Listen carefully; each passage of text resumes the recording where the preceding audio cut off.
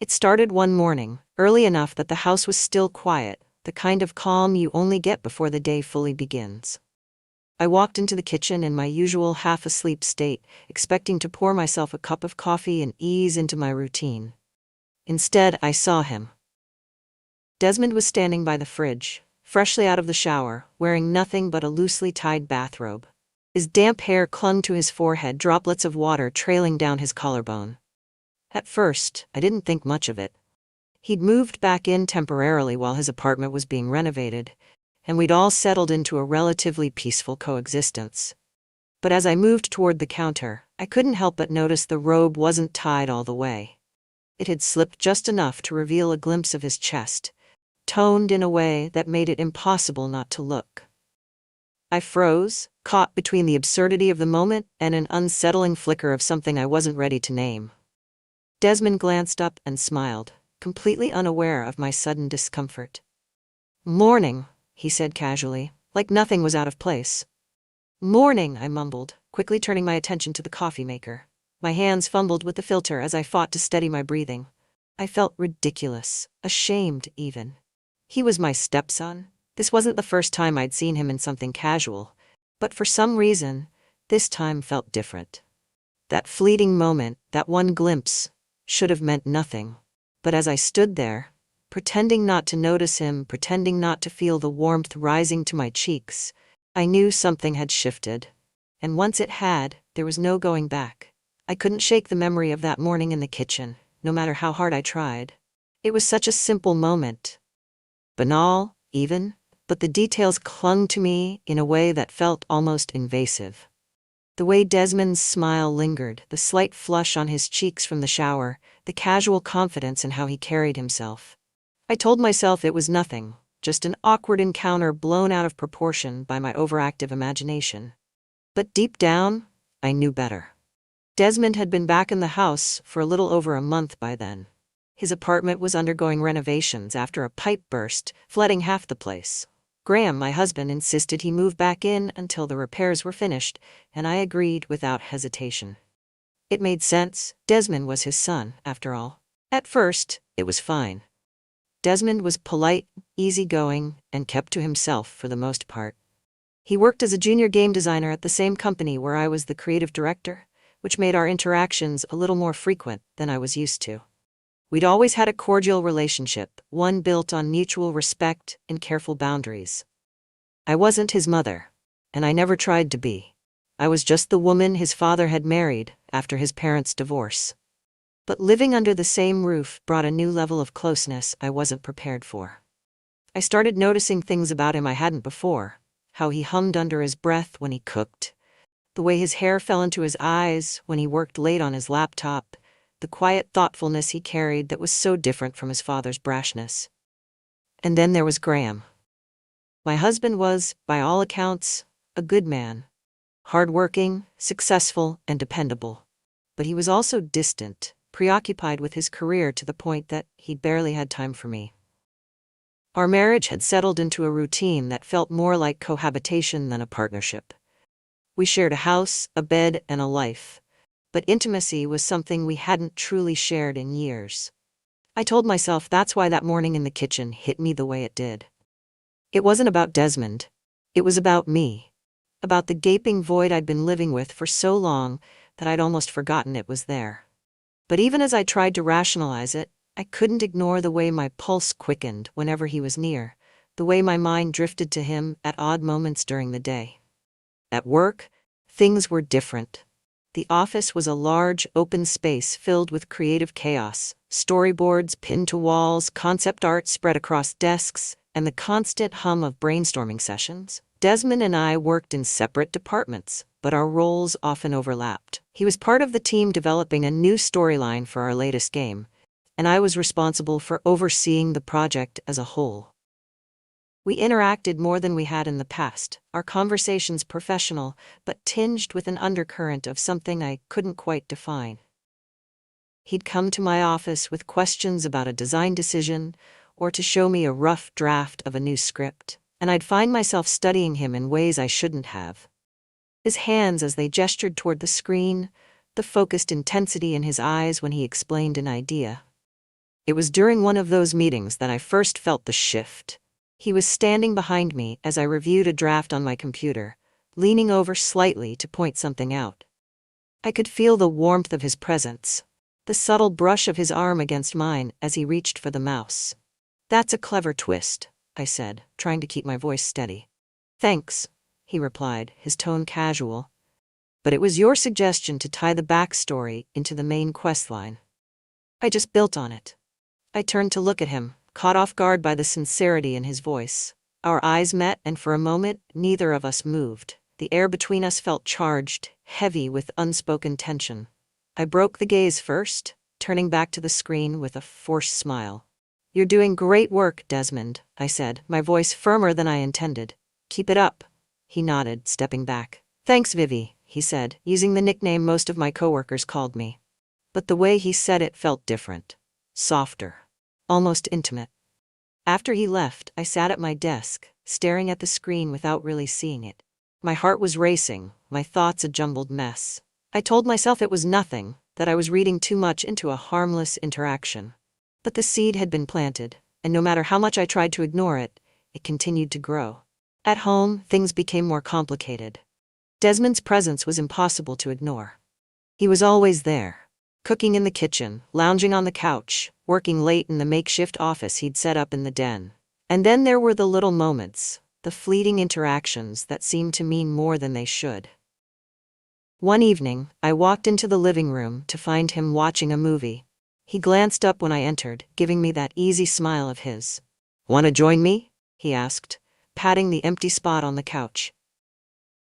I hesitated for a moment before sitting down, keeping a safe distance between us. The movie was some action flick I wasn't particularly interested in, but I stayed anyway, drawn to the quiet comfort of his presence. At some point, our hands brushed as we both reached for the bowl of popcorn on the coffee table.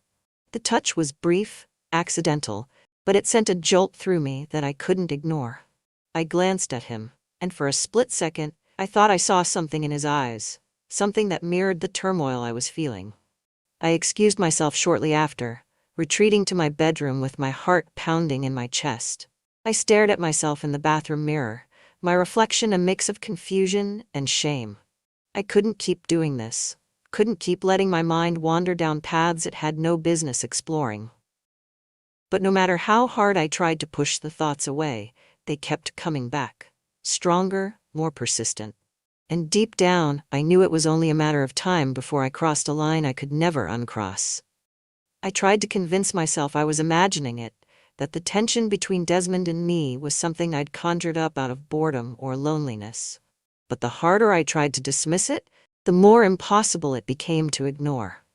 It wasn't just in the small moments at home anymore. It was at work too, where things felt charged in ways I wasn't prepared for. The project we were working on, a story-driven game with a complex branching narrative, required long hours and constant collaboration between departments. Desmond was part of the narrative design team, and I oversaw the creative direction, which meant we were in frequent contact. At first, I told myself it was just work. We were professionals doing our jobs. But it wasn't long before our interactions started to feel different. One afternoon, I called a meeting to go over a critical scene in the game. We were in a small conference room, just the two of us, with the script spread out on the table between us. I was leaning over, pointing to a section that needed revision, when I realized how close we were. His chair was pulled up right next to mine, and I could feel the warmth radiating from him. When I glanced up, I caught him looking at me, not at the script, but at me. His eyes flicked away quickly, but the moment lingered, hanging in the air between us like static electricity. "You're quiet today," I said, trying to diffuse the tension.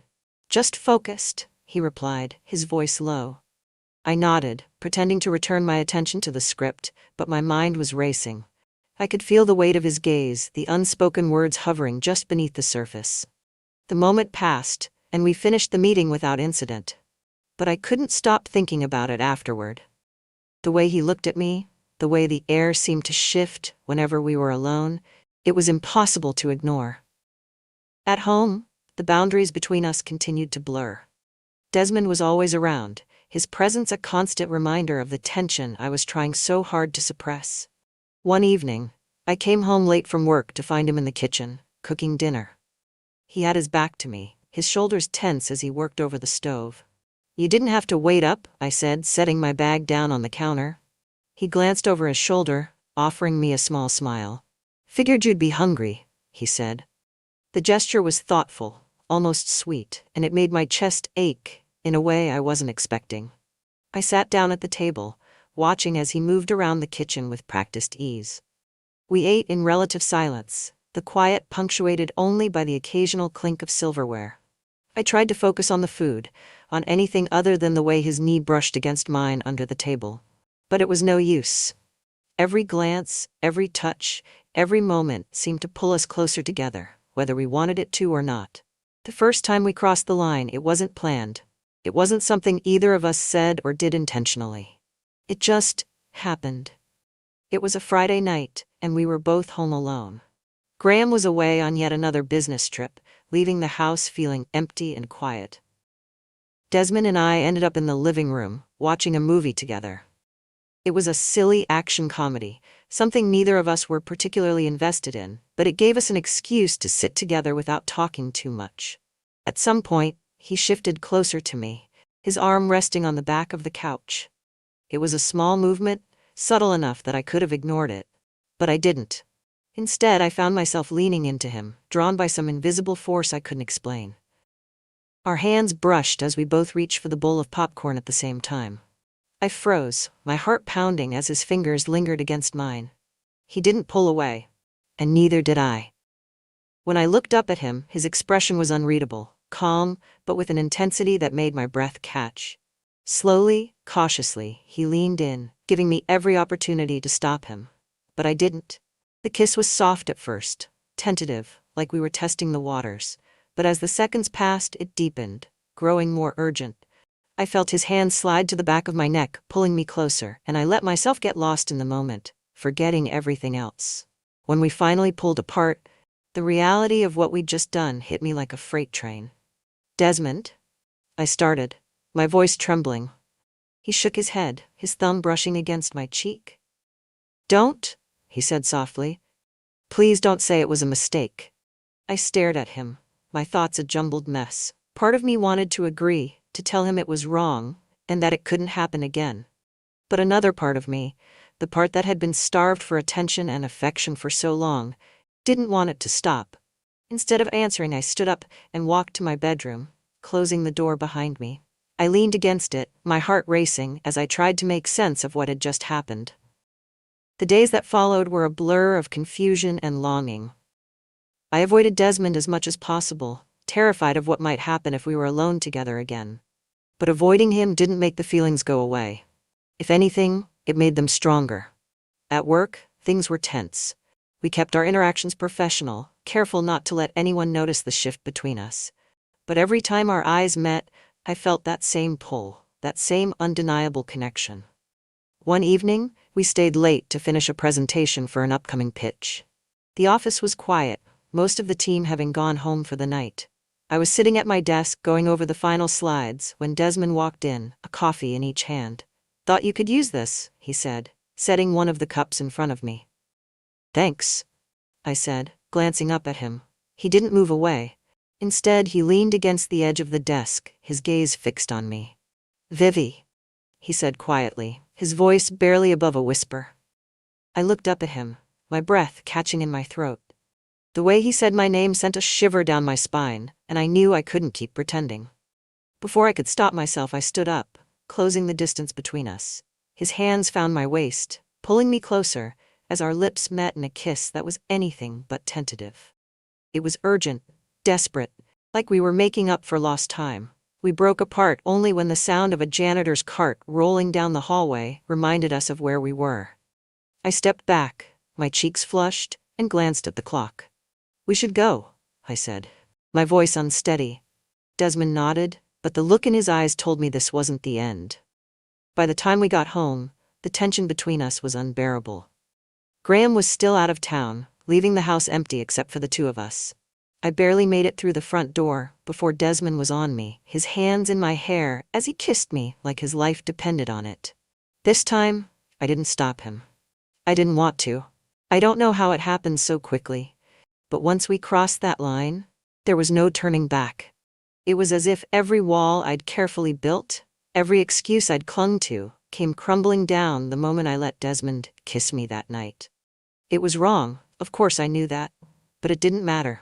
Not in the heat of those moments. Not when it was just the two of us, cocooned in a world we'd created, far removed from everything else. The first night was a blur. Graham was gone on one of his extended trips, leaving Desmond and me alone in the house. We barely made it through the door before the tension between us snapped. It wasn't planned, it wasn't even talked about. One second, I was stepping into the living room, and the next, Desmond had pulled me into his arms, his lips crashing against mine. It was like a dam had burst. All the restraint and hesitation we'd tried to hold on to washed away in an instant. I could feel his hands on me, strong, steady, deliberate, as they traced the curve of my back, pulling me closer. Every touch, every movement felt electric, like nothing I'd ever experienced before. By the time it was over, we were lying on the couch, the room bathed in the soft glow of the table lamp. I stared at the ceiling, my heart racing, my mind a whirlwind of emotions. Guilt, desire, fear, they all swirled together, making it impossible to think clearly. Desmond turned to me, his expression a mix of concern and something deeper, something I couldn't quite name. "Are you okay?" he asked, his voice soft. I nodded, though I wasn't sure if it was true. "We can't do this again," I said quietly, more to myself than to him. But even as I said it, I knew I didn't mean it. We tried to keep things quiet after that, careful not to let our relationship bleed into the rest of our lives. At work, we maintained our professionalism, though there were moments when our connection threatened to slip through the cracks. A lingering glance across the office, the accidental brush of his hand against mine during a meeting, it was subtle, but it was there. At home, it was harder.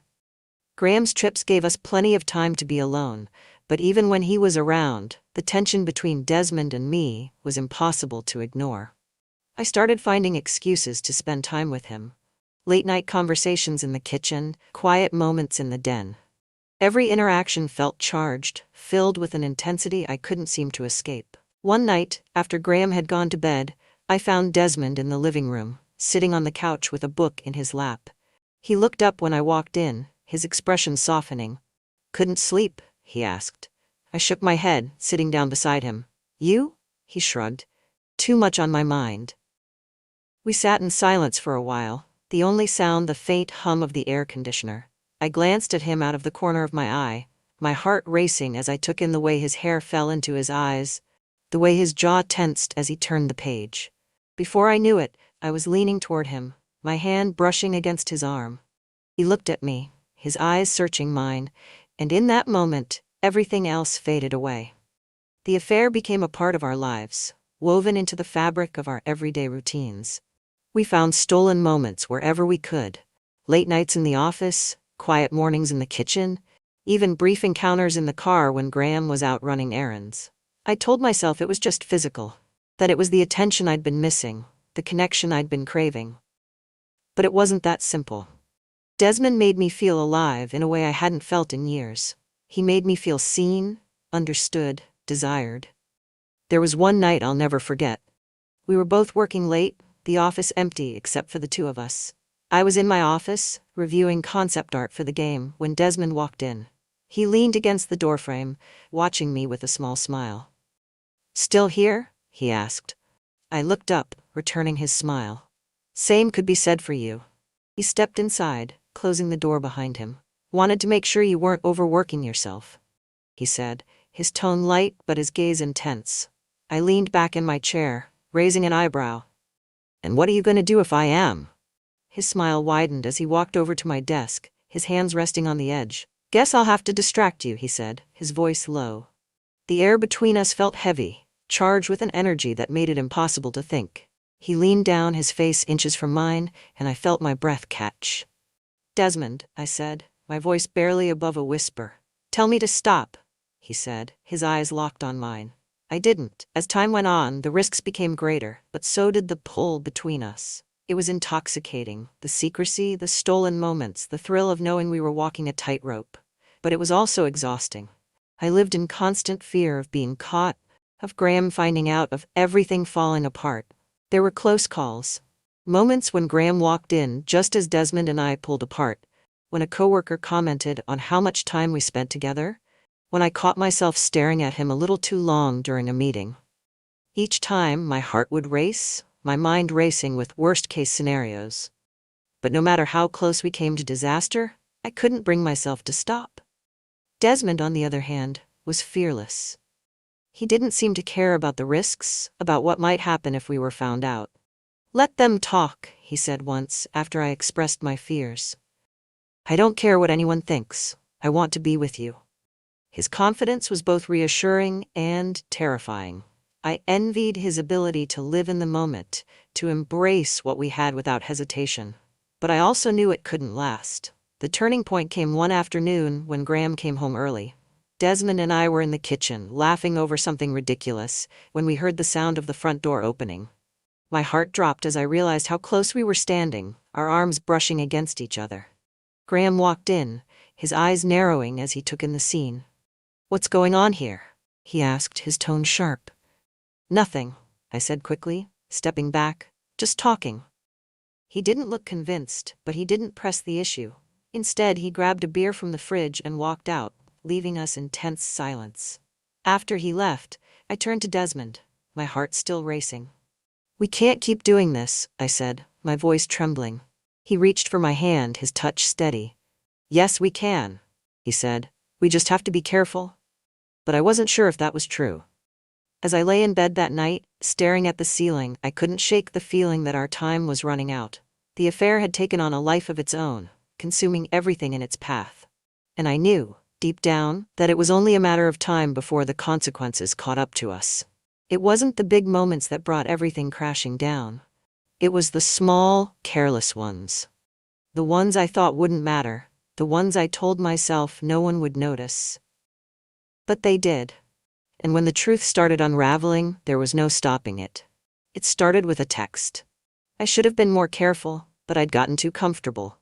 Desmond had sent me a message late one night. Nothing explicit, just a simple, "I miss you." But it was enough. I'd fallen asleep with my phone on the nightstand, not realizing that Graham, coming to bed later, had picked it up to silence an incoming notification. The next morning, I knew something was off the moment I saw him. Graham wasn't a particularly emotional man, but his mood was like a storm you could feel before it hit. He barely said a word during breakfast, his eyes flicking to me with a sharpness that made my stomach churn. When Desmond came downstairs, cheerful and oblivious, I felt the air between the three of us shift. Graham's jaw tightened, and he excused himself abruptly, retreating to his office. I knew then that he'd seen the message. The confrontation came that evening.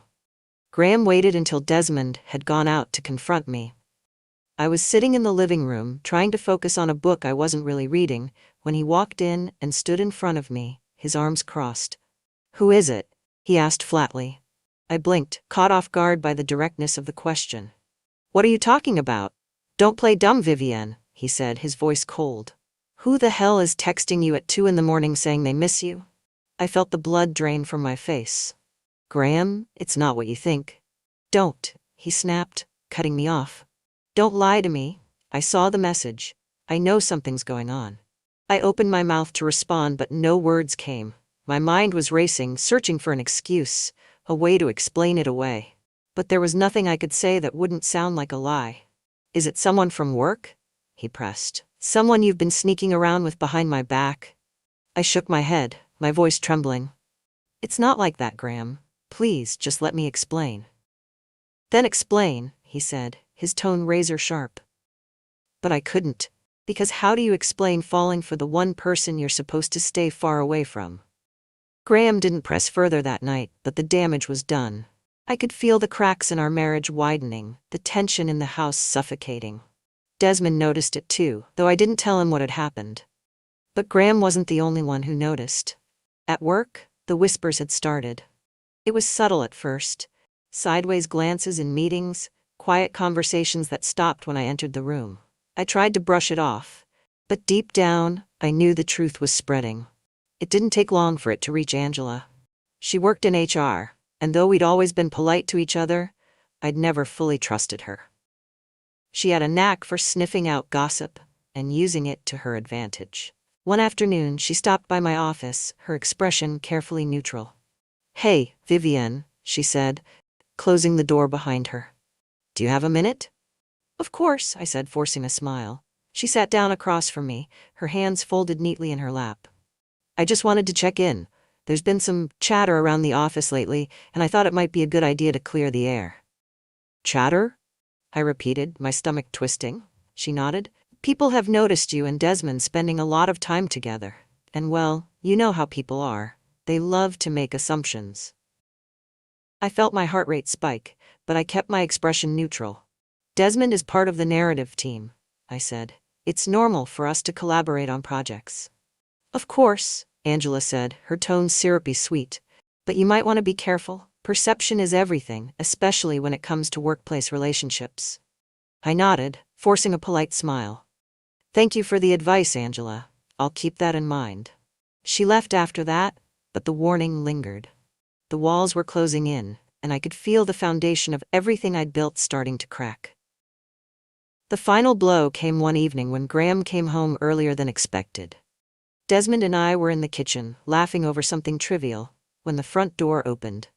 Graham walked in, his eyes immediately zeroing in on the two of us. "What's going on here?" he asked, his tone sharp. "Nothing," I said quickly, stepping back. "Just talking." Graham's gaze flicked between us, suspicion etched across his face. "Talking," he repeated, his voice dripping with disbelief. Desmond shifted uncomfortably, but he didn't say anything. Later that night, Graham confronted me again. This time, there was no pretense, no dance around the issue. "It's him, isn't it?" he asked, his voice low and dangerous. I stared at him, my heart pounding. "Graham." "Don't lie to me, Vivienne," he said. "I've seen the way you look at him, the way he looks at you. I'm not an idiot." I felt the air leave my lungs. There was no point in denying it anymore. "I'm sorry," I said quietly, my voice barely above a whisper. Graham's face twisted with a mixture of anger and betrayal. "You've been sneaking around with my son," he said, his voice rising. "Do you even realize how disgusting that is?" "Graham, please." "No," he snapped. "You don't get to explain this away. You've destroyed this family. Do you understand that?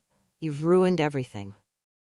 The words cut deep, but I didn't argue, because he was right. The fallout was swift and brutal. Graham packed a bag that night and left, slamming the door behind him. Desmond tried to comfort me, but there was nothing he could say to make it better. At work, the whispers turned into outright accusations.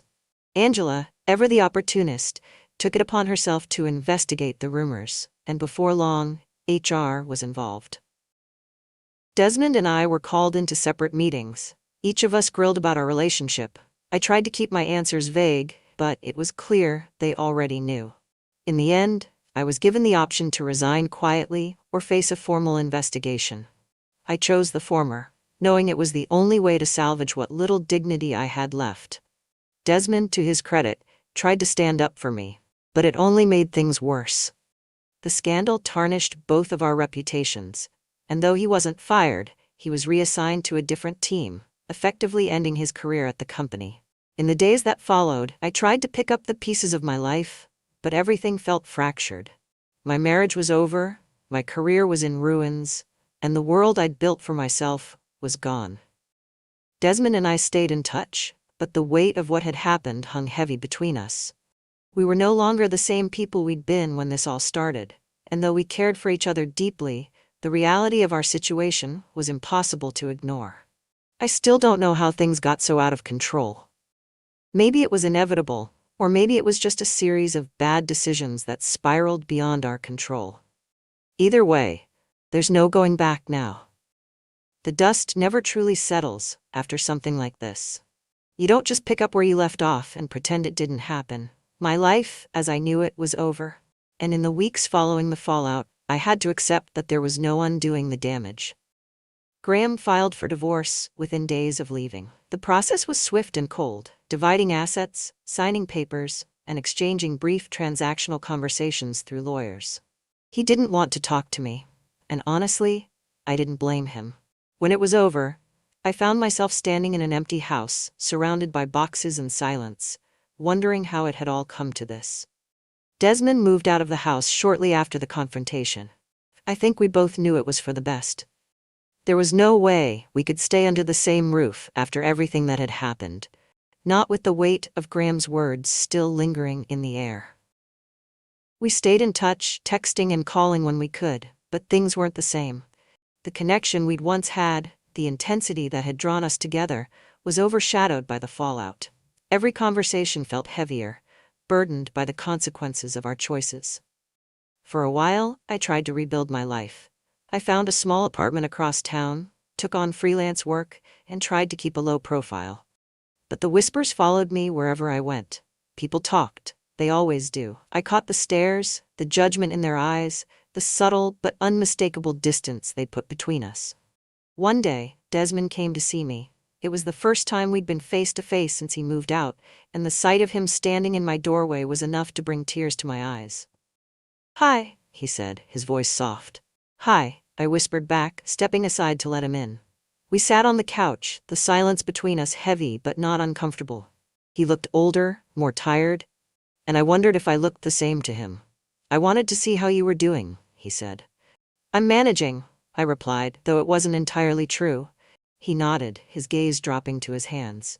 "I've been thinking a lot about everything, about us." "Me too," I said. "I don't regret it," he said suddenly, his voice firm. "I can't, but I know we can't go back to how things were." "I know," I said, my throat tightening.